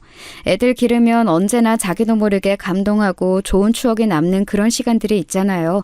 저희 아들들도 똑같이 마찬가지였던 거죠. 남편도 온화하고 좋은 사람이었고 아들들도 그렇게 저한테 좋은 추억을 안겨주어서 나름대로 행복한 삶을 살았다고 자부합니다. 큰애는 공부를 정말 잘했고 작은애는 그 정도는 아니더라도 나름대로 모범생 축에 들었어요. 주변 엄마들은 저를 많이 부러워했었죠. 욕심 많은 애들이라도 그 성격 덕분에 공부를 잘하는 거라고 저는 그렇게 생각하면서 뿌듯해하기도 했어요. 그런데 문제는 큰애가 대학에 들어가고 나서 발생했습니다. 남편이 교통사고로 사망한 거였죠. 남편은 여느 날이나 똑같이 아침 일찍 가게로 나가려고 차를 타고 운전해서 도로로 진입했는데 역주행해서 오던 차량과 정면으로 부딪혀서 세상을 떠났습니다. 저희가 뭔가 병원으로 데리고 와서 뭘 해볼 겨를도 없이 그냥 사고 현장에서 즉사한 거였죠. 그래도 나중에 이야기 듣기로 너무 순간 죽어서 고통은 없었을 거라는 게 유일한 위안이었습니다. 저는 거의 기절할 것처럼 울었었죠. 평생 의지하고 지내던 다정한 남편이 그렇게 한순간에 세상을 떠나 제 곁에 없으니 정말 모든 게 무너져 내리는 것 같았습니다. 게다가 큰애는 성인이 간신히 되었고 작은애는 아직 고등학교 3학년이 막 되었던 시절이었어요. 이른 봄에 사고를 당한 거였죠. 아직 추위도 채 가시지 않은 날 장례식장에서 펑펑 울고 있는데 큰애는 무뚝뚝한 얼굴로 앉아있고 작은애는 어두운 표정이더군요. 아직 너무 어린 애들이라 아버지가 돌아가신 것의 무게를 모를 수도 있다는 생각이 들었습니다. 저는 애들을 끌어안고서 괜찮다고 아버지가 돌아가셨어도 이 엄마가 있으니 아무 걱정하지 말라고 말해주었어요. 그런데 그때 작은애가 제 손을 딱 내치더니 불통하게 말하더군요. 아 엄마, 나 고3이야 이제. 공부해야 하는데 나 진짜 여기서 밤새? 저는 순간 뭐라고 말해야 할지 말문이 막혔습니다. 아니 아버지가 교통사고로 비명에 갔는데 아들이 장례식장에 있어야 하냐고 묻다니요. 저는 순간 제가 정말 그동안 가정교육을 잘못시킨 건가, 대체 인간이 되긴 한 건가 작은 아들의 된됨이 자체에 의문이 들었습니다. 그때 큰애가 작은애를 퍽 치면서 짜증스럽게 말하더군요. 누군 좋아서 있어? 나도 알바해야 하는데 빼고서 있잖아. 입 다물고 있어. 아, 왜 때려? 남들 들으면 멍청이 취급하니까 입 다물라고. 큰애는 작은애를 나무라면서 가만히 있으라고 했어요. 큰애와 작은애 나이 차이가 2살밖에 안 나지만 그래도 형 대접은 확실히 했기 때문에 작은애는 억울한 표정으로 입을 다물더군요. 하지만 저는 큰애의 말도 좀 충격적이었어요. 아니 아버지가 돌아가셨는데 슬퍼하지는 못할 망정 좋아서 있는 게 아니라고 하다니요. 그리고 멍청이 취급당하기 싫으면 가만히 있으라는 건 이유로 되면 안 되는 거잖아요. 아버지 장례식인데 말이에요. 하지만 저는 기가 막힌데도 그걸 표현할 수가 없었습니다. 그날 당장이라도 쓰러질 것 같아서 더 이상 부정적인 감정을 느끼면 정말 제 인생이 끝나버릴 것 같았어요. 그래도 남편이 남긴 재산과 내 아이들을 끝까지 잘 지켜내야 한다는 생각으로 이를 악물고 버텼습니다. 애들은 아직 어려서 아버지가 돌아가신 무게를 모르는 거다. 조금만 더 시간이 지나 철이 들면 알게 될 거다. 그렇게 생각하는 수밖에 없었죠. 남편의 장례식을 치르고 나서 저희 가게는 급속히 기울었습니다. 남편이 그간 가게를 잘 운영해 왔다고는 하지만 아주 큰 돈을 번 것은 아니었기 때문에 모아놓은 돈은 그리 많지 않았어요. 집 한 채와 아이들 등록금용으로 모아놓은 돈뿐이었죠. 그래도 다행히 남편이 애 둘 모두 대학 4년 등록금을 전부 모아놓은 것이 1,500만 원 정도 있었어요. 생활비는 적금해 놓은 것으로 뜯어서 쓰더라도 애들 등록금만은 절대 건드리지 않겠다고 생각했었죠. 그런데 항상 인생이란 제가 계획한 대로만 흘러가지를 않습니다. 그래도 대출금 하나 없는 서울의 집 한 채와 적당한 적금, 애들 등록금 정도로도 아이들이 졸업해서 취업할 때까지는 버틸 수 있을 거라고 여겼어요. 하지만 점점 더 돈은 바닥나기 시작했고 설상가상 제가 고혈압과 당뇨 같은 지병이 생기면서 병원비가 들어갔습니다. 최대한 버텨봤지만 병원을 가지 않고서는 몸이 안 좋아져서 견딜 수가 없었어요. 결국은 애들 등록금까지도 손을 떼서 써야 할 지경에 이르렀죠. 생활비로 따로 목돈 마련해 놓은 것은 솔직히 그걸 허물어서 쓰면 나중에 정말 생계가 위험할 수도 있어 쓸 수가 없었어요. 애들을 불러다 놓고 저는 솔직하게 상황을 전했습니다. 지금 우리 집 사정이 이렇다. 미안하게도 엄마가 몸이 아파서 너희들 등록금으로 아버지가 남겨놓은 돈을 써야 할 것 같다. 그러니 어떻게 해야 할지 생각해보자꾸나 하면서 말이에요. 그런데 그 말을 하자마자 작은 애가 그러는 겁니다. 안 돼요. 그 돈 아버지가 우리한테 준 건데 왜 엄마가 써요? 미안하다. 하지만 엄마가 지금 병원을 안 가면 몸이 더 안 좋아져서. 안 된다고요. 내 건데 왜 엄마가 써? 작은 애는 막무가내로 안 된다고 했어요. 그때 작은 애는 대학 2학년이었는데 큰 애는 대학 4학년이었죠. 그나마 큰 애가 한 학기 남은 상황이라서 다행이었어요. 큰 애는 작은 애를 흘낏 보더니 비웃으면서 그러더군요. 아쉽긴 하지만 엄마 쓰세요. 그리고 나중에 집 팔고 나서 저한테 그 돈 주시면 되는 거예요. 뭐? 그런 게 어딨어? 난 4년 내내 장학금 받아서 다녔어. 님 뭐 했냐? 학점 망해서 등록금 다 내고 다녀놓고? 큰애의 일침에 작은애는 제대로 뭐라고 항변도 못하더군요. 하지만 저는 그리 개운한 입맛은 아니었습니다. 큰애는 어쨌든 이 집을 팔고서 등록금에 해당하는 돈을 내놓으라는 뜻이었죠. 장학금은 받았어도 그동안 등록금에 해당하는 돈은 큰애가 따박따박 다 가져갔기 때문에 남은 건 없었어요. 나머지 한 학기의 돈도 그렇게 하겠다는 뜻인데 정말 아픈 엄마 생각은 조금도 하지 않는구나 싶더군요.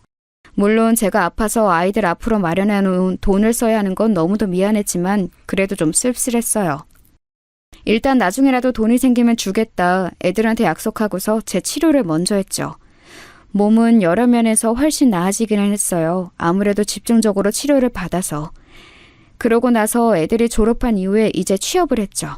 다들 군대도 대학 들어가자마자 다녀와서 칼 졸업에 칼 취업이었어요. 작은 애가 큰 애보다 좀 늦되고 공부를 잘하진 못했지만 그래도 나이 먹으니까 나름 야무지게 자기 일은 잘하더라고요.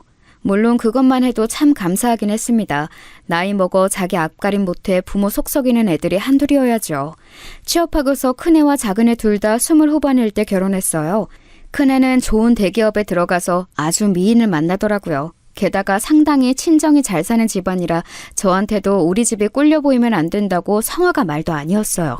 아들은 스펙 좋고 나름 훤칠하게 키도 큰 아이라서 그 아가씨가 반했던 것 같은데 결혼까지 가려니까 집안도 중요했던 거였죠. 예비 며느리라고 온 아이는 저희 아파트를 흘끔흘끔 둘러보면서 약간 마땅찮은 표정이었던 게 기억이 납니다.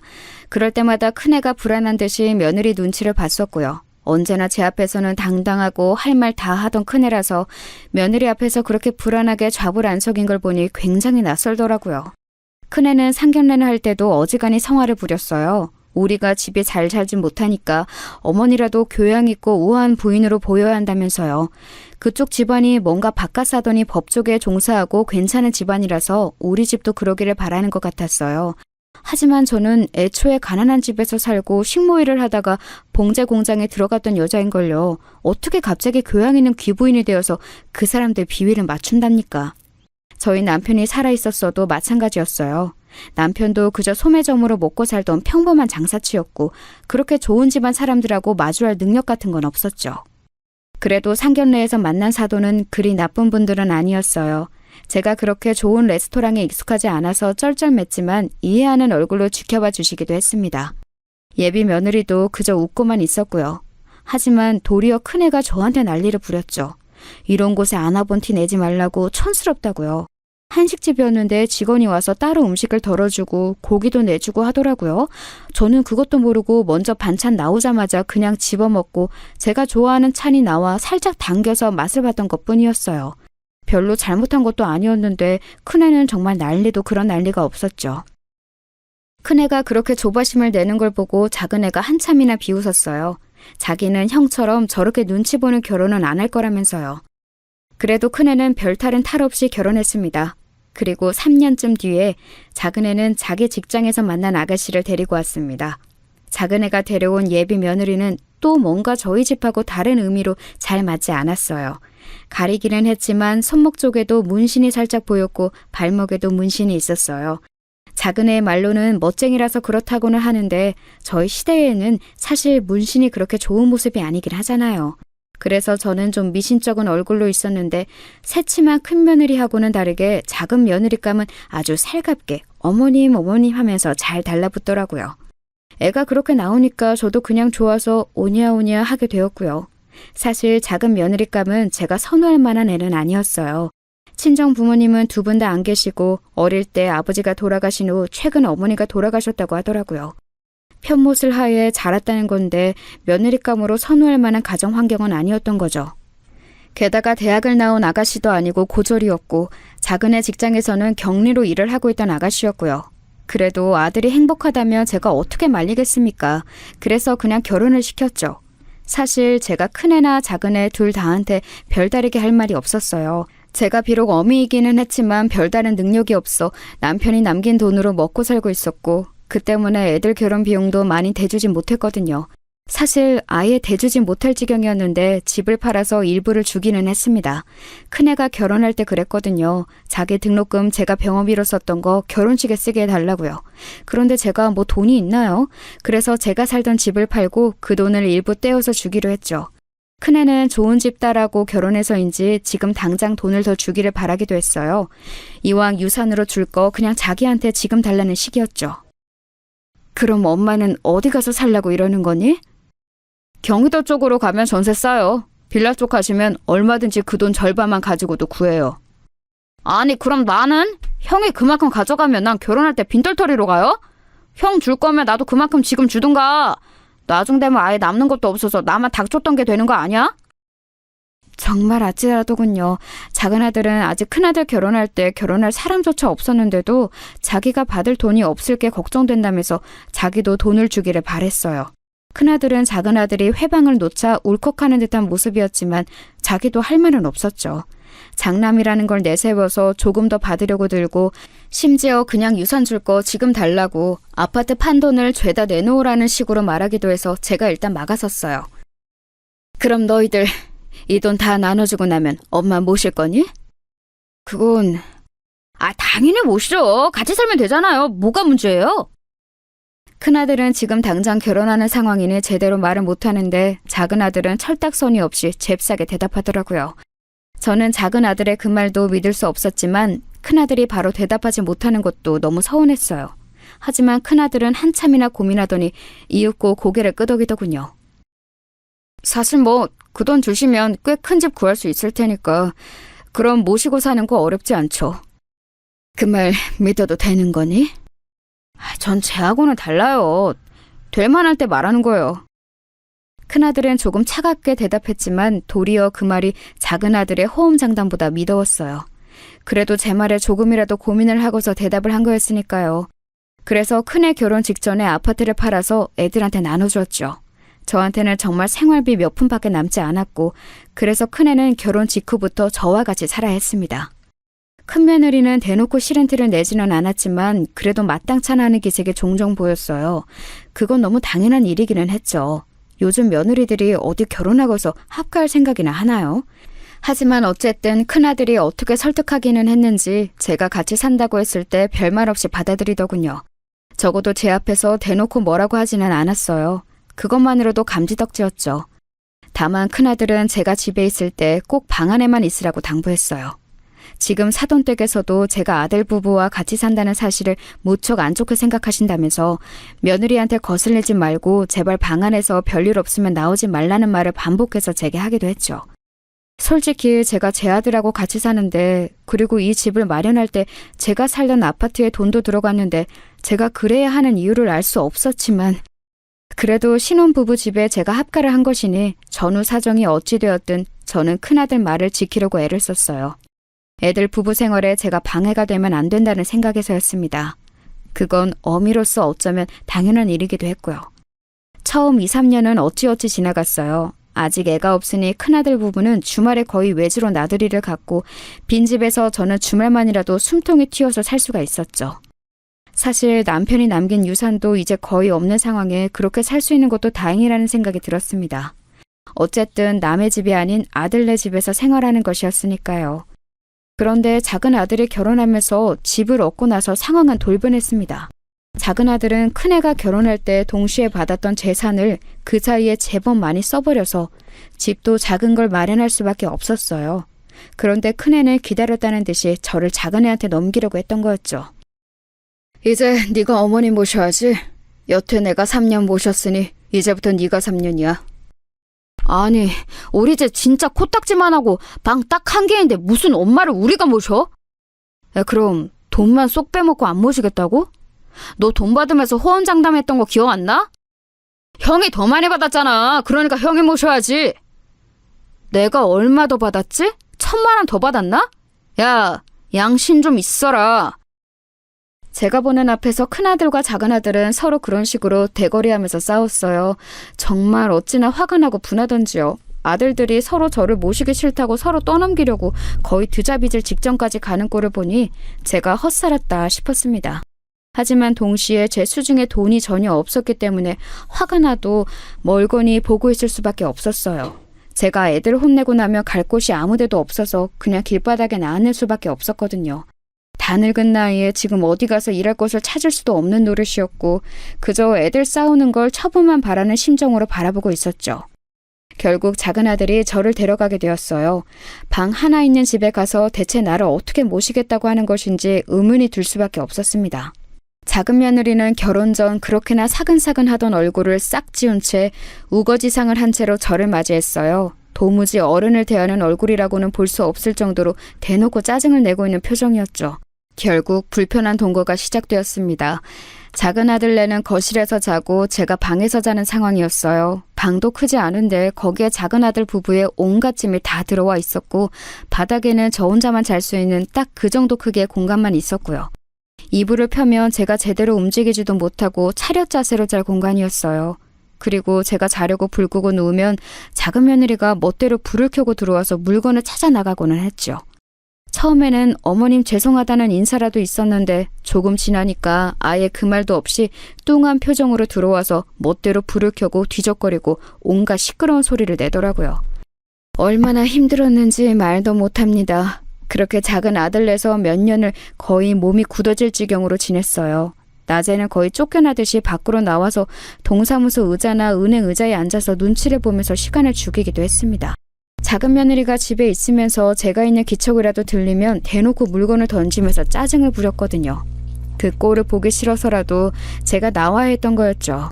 그래도 큰 며느리는 교양이 있어서인지 잘 배운 애여서인지 제가 들리는 한도 내에서는 대놓고 짜증을 내지 않았는데 작은 며느리는 정말 아무것도 생각하지 않고 자기 내키는 대로 화풀이를 하더라고요.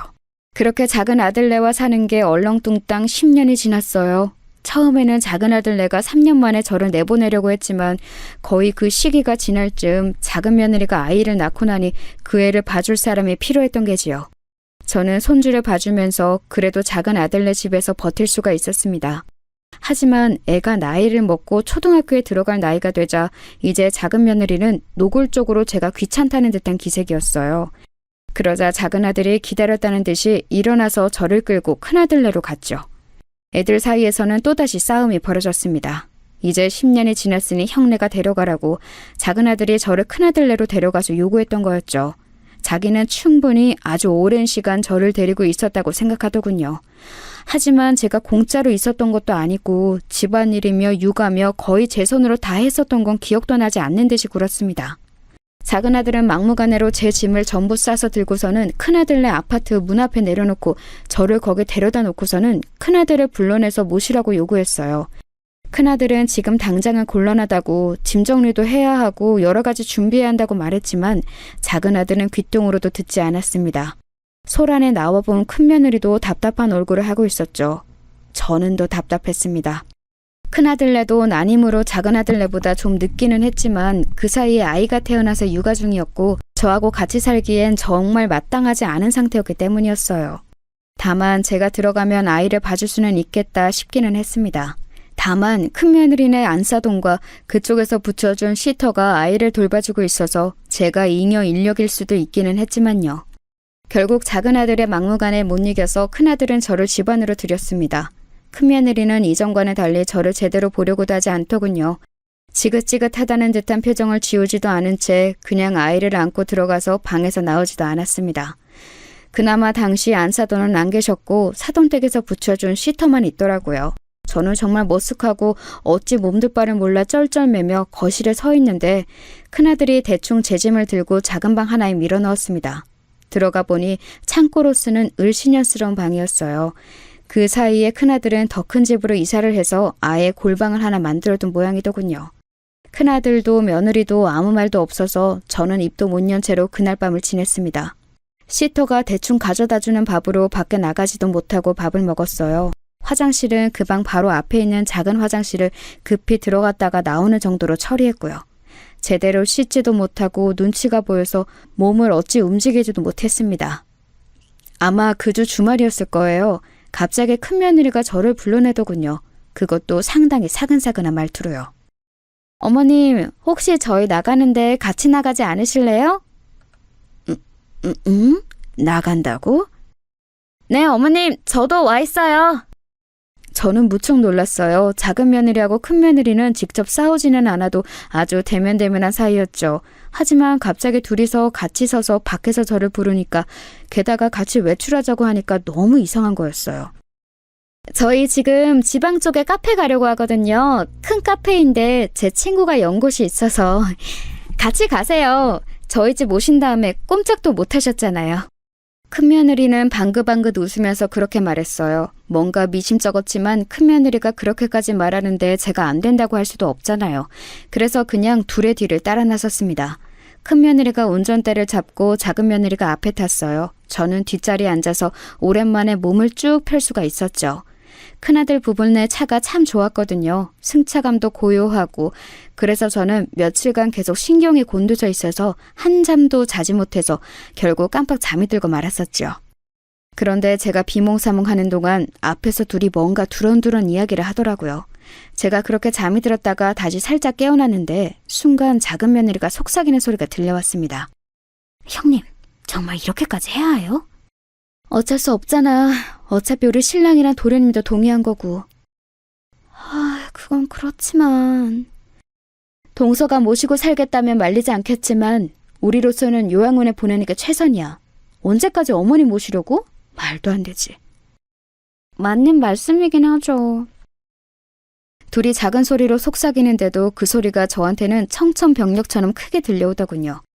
정말 집도 절도 없고 노후자금까지도 전부 아들들한테 준 어미를 이제 요양원에 갖다 버린다는 거였어요. 저는 손이 후들후들 떨렸지만 들키지 않으려고 그냥 눈을 감고 자는 척을 했습니다. 가는 길이 멀어서 휴게소에 들르더군요. 저는 내려서 화장실에 다녀오겠다고 하고 며느리들은 식당에서 커피를 사서 마시고 있겠다고 거기로 오라고 했습니다. 며느리들이 같이 식당 안 카페 쪽으로 들어가는 것을 보고 저는 얼른 다른 쪽으로 뛰어서 안내원 쪽으로 갔습니다. 당시 저는 그래도 언니 전화번호 정도는 외우고 있었어요. 간혹 연락만 하는 정도로 지내고 있었지만 그래도 믿을 건 언니밖에 없었죠. 저는 안내원한테 부탁해서 언니한테 전화를 걸었습니다. 언니는 제 말을 듣고서 무척 놀라는 눈치였어요. 그동안 전화로 안부만 전하면서 아들들 다 잘 자랐다고, 이제 결혼해서 아들 잘 지내고 있다고만 말했으니 잘 사는 줄 알았던 동생이 갑자기 이런 이야기를 전해와 놀랄 밖에요. 며느리들이 같이 저를 요양원에 버리려 한다고 대체 누가 생각이나 했겠습니까? 언니는 조금 기다리라고 지금 곧장 차를 몰고서 가겠다고 했어요. 저는 알겠다고 하고서 며느리들을 피해서 주차장 먼 쪽 작은 건물 뒤에 숨어 있었습니다. 저 멀리로 주차장에서 며느리들이 제가 없다면서 난리가 난 모습이 보이더라고요. 하지만 저는 숨을 죽인 채로 숨어서 그 모습을 지켜봤습니다.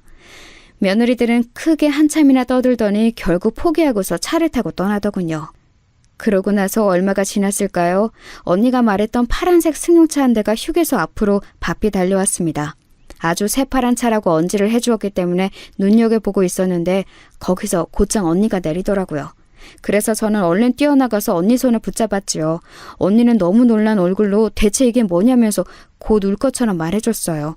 며느리들이 제대로 옷도 안 사주고 제대로 씻지도 못했던 제 꼴이 얼마나 우스웠겠습니까? 언니는 곧 저를 데리고 차에 타서 서울로 향했습니다. 저는 이미 포기 상태였고 언니를 만나서 안심해 몸이 축 늘어진 상태였지만 언니는 화가 나서 씩씩대고 있었어요. 어떻게 그런 인간 말종들이 자식으로 태어났냐면서 대체 어미를 요양원에 버리겠다는 생각은 어떻게 하는 거냐고 화를 냈지요. 연락처 내놓으라고 제대로 혼을 내주겠다면서요. 하지만 저는 고개를 저었습니다. 애들한테 제가 할 말도 없다고 생각했어요. 제가 못나서 남편이 그나마 남겨준 재산을 모두 까먹고 돈도 벌지 못했던 걸 어쩌겠습니까? 슬픔에 목이 막혀왔지만 이제 아이들하고는 영영 얼굴 보지 않고 그저 남남으로 사는 수밖에 없다고 생각했어요. 저는 언니의 차를 빌려 타고 오기는 했지만 그냥 그 길로 어디 반지하 새방이라도 들어가려고 했습니다. 아주 최후의 순간을 위해서 몇 천만 원 정도 남겨놓은 것이 있었고 그 돈으로 어디라도 들어가서 지금부터라도 노인 일자리를 알아봐야겠다고요. 하지만 언니는 단호하게 제 말을 막아섰죠. 내가 있는데 네가 무슨 소리니 지금? 네가 이런 상황인 걸 알았으면 그동안 내가 가만히 안 있었지. 언니는 그렇게 말하면서 저한테 좀 기다리라고 했습니다. 언니의 뒤를 따라 들어간 아파트는 정말 궁궐 같은 곳이었어요. 언니가 식당으로 잘 번다는 건 알았지만 그렇게까지 엄청난 알부자일 줄은 상상도 못해서 저는 놀란 채로 굳었던 기억이 있습니다. 그리고 며칠 뒤에는 언니가 작은 아파트 하나를 내주었어요. 제가 부담스러워서 괜찮다고 했지만 원래 언니 아파트고 비어있던 걸 청소해서 내준 것뿐이라며 잔소리 말고 들어가 살라고 했죠. 너무 고마웠고 정말 할 말이 없었습니다. 그래도 아이들한테 싫은 소리는 하고 싶지 않아서 저는 그저 입만 다물고 눈물을 뚝뚝 흘렸죠. 언니는 이해한다는 듯이 제 손등을 쓰다듬으며 어깨를 두드려 주었습니다. 언니네 딸은 훌륭히 성장해서 미국에 건너가 공부를 하다가 그곳에서 만난 남자와 결혼했어요. 그리고 미국에서 살고 있었죠. 형부는 몇 년 전 돌아가셔서 언니도 혼자 살고 있었는데 마침 외로운 인생에 잘 되었다면서 그냥 이제 우리 둘이 산다고 생각하자라며 제 손을 꼭 잡아주었습니다. 오랜 기간 대면대면한 사이가 되었지만 어색함은 눈 녹듯이 사라지고 다시 어린 시절 자매의 친근함이 되살아나더군요. 결국 저는 언니와 가까운 거리 아파트에서 살고 있습니다. 미안하게도 언니가 생활비를 모두 대주고 있는 상황이죠. 언니는 계속해서 아들들 연락처를 달라고 한번 가서 혼을 내주겠다고 벼르고 있지만 저는 그러고 싶지는 않아요. 어쨌든 제가 남편의 재산을 나눠준 것이었고 또 제가 잘못 키운 것이었으니 남 탓한 일도 아니었죠. 아마도 그 애들은 이제 제가 행방불명이 되어서 아주 편하게 살고 있을 테니 굳이 건드리고 싶지도 않았습니다. 아마 제대로 홍군형을 내주는 것을 원하는 분들도 계실 거예요. 하지만 어미 마음으로 그게 쉽지가 않네요. 물론 괘씸하기는 하지만 아직까지는 그냥 괜찮다 여기며 살고 있습니다. 아마도 저는 끝까지 그렇게 살게 될 것 같네요.